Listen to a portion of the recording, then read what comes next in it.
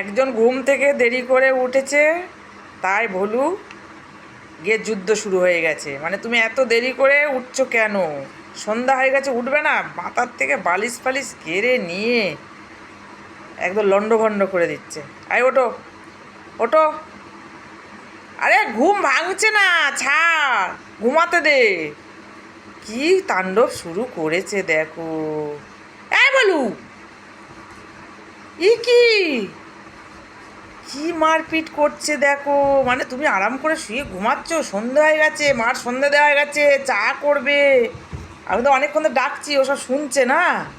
রাগেতে কি করছে দেখো। হুম, কি করছে দুজনে মিলে। ওট ওট ওট ওট ওট। বালিশ আর আস্ত রাখবে না ও, সব বালিশ সব ফুটো করে দিয়েছে ও।